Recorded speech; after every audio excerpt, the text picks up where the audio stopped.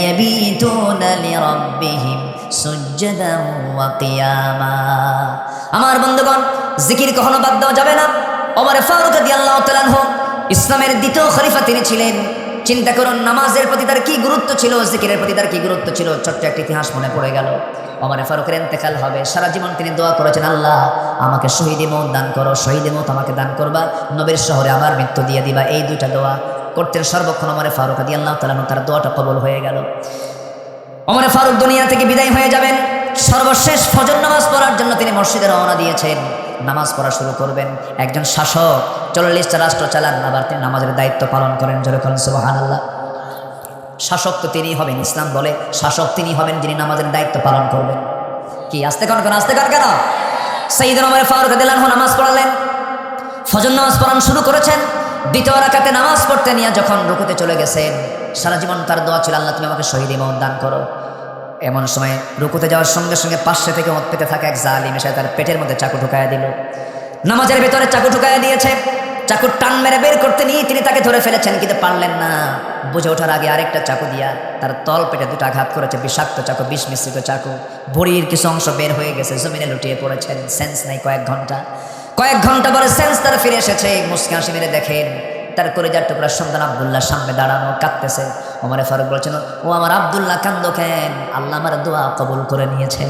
আমি শহীদের দরজা পেয়ে যাচ্ছি, কারণ আমাকে যে আঘাত করেছে সে কোনো মুসলিম পরিবারের কেউ নয়, মুসলিম নয়। সে একজন অগ্নিপূজক, আবু লুলু মাজুসি। সে আমাকে আঘাত করেছে, আমি নিশ্চিত শহীদ হয়ে যাব। আব্দুল্লাহ কেঁদো না, আমার জন্য পানি আনো তো।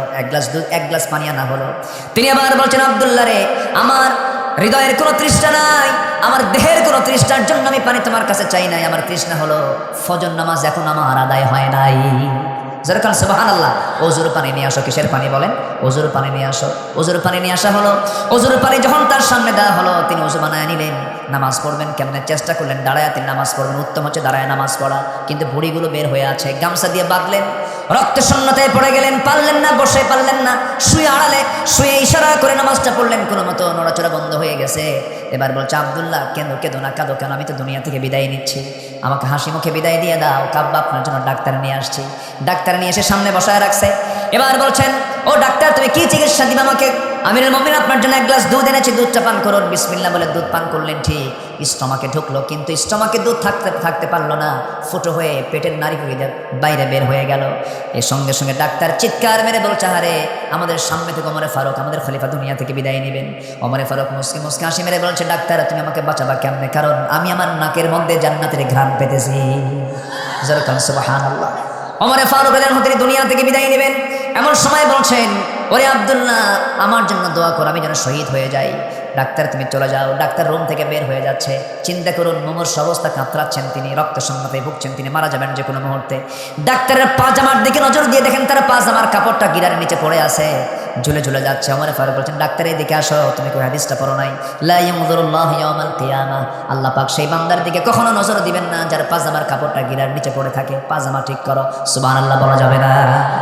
ওমর ফারুক রাদিয়াল্লাহু তাআলা আনহু এবার দুনিয়া থেকে বিদায়ের একদম শেষ মুহূর্তে এসে বলছে, আব্দুল্লাহ গত 2 বছর আগে আমার বন্ধু আবু বকরকে নবীর সাথে ঘুমা দিলাম। তার লাশটা তার কবরটা তাকে দাফন করা হলো নবীর পাশে। আমার বড় শখ, আমি নবীর পাশে ঘুমাবো, আমার বন্ধুর পাশে ঘুমাবো, কিন্তু জায়গা তো আমার না, আম্মা জান আয়েশা সিদ্দিকার জায়গা। অতএব আব্দুল্লাহ তুমি আমার হয়ে একটা প্রস্তাবনা ওই বাড়িতে দিয়ে আসো, আম্মা জান আয়েশা সিদ্দিকাকে দিয়ে আসো, দেখি তো তিনি আমাকে জায়গাটা দেন কিনা। যখন বলা হলো, বলার সঙ্গে সঙ্গেই আম্মা জান আয়েশা সিদ্দিকার চোখের পানি ফেলতে বলছে, না হারে এমন প্রস্তাব এমন একজন ব্যক্তির পক্ষ থেকে আসছে, আমি আমার নিজস্ব জায়গাটুকু আমি ওমর ফারুকরে দান করে দিলাম। যেরকম সুবহানাল্লাহ। নবীর কবরের পাশে এখনো কয়জন শুয়ে আছেন বলেন কয়জন? মোট কয়জন? 3 জন একসাথে শুয়ে আছেন আমার নবী, প্রথম খলিফা, দ্বিতীয় খলিফা। আল্লাহ পাক সবাইকে সেই জায়গায় যাওয়ার তৌফিক দান করুন। জোরে বলে আমিন, আরো জোরে আমিন।